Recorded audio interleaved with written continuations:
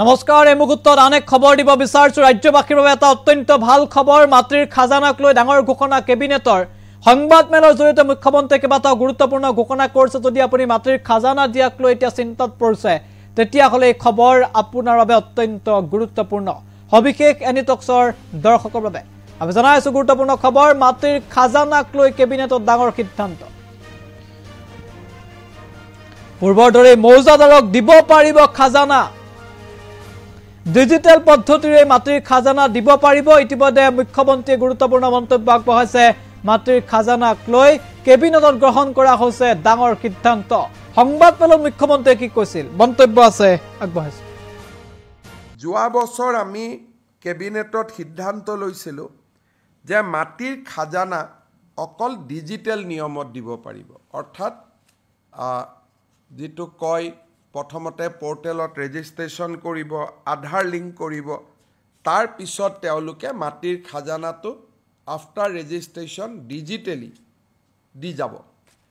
এই ব্যৱস্থাটোৰ ফলত অসমত নথকা অসমীয়া লোকসকল উপকৃত হৈছে কোনোবা আমেৰিকাত আছে ইংলেণ্ডত আছে বা কোনোবা দিল্লীত আছে কোনোবা ৰাজস্থানত আছে কিন্তু যিসকল দুখীয়া পৰিয়াল আছিল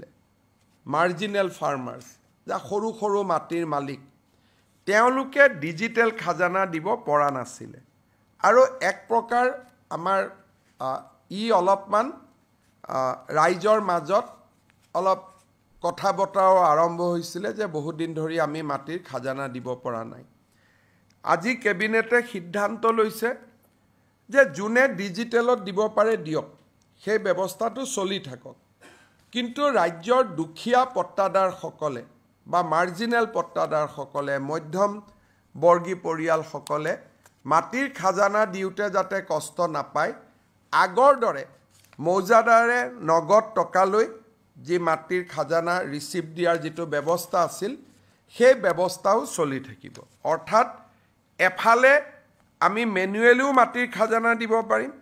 আৰু কোনোবা দূৰত আছে 200 টকা খাজানা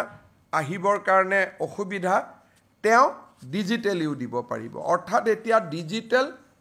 আৰু মেনুৱেল কেশ পেমেন্ট আৰু পেমেন্ট দুইটা ব্যৱস্থা আজি কেবিনেটে মুকলি কৰি দিছে ইয়াৰ ফলত ৰাজ্যৰ ক্ষুদ্ৰ পট্টাদাৰ সকল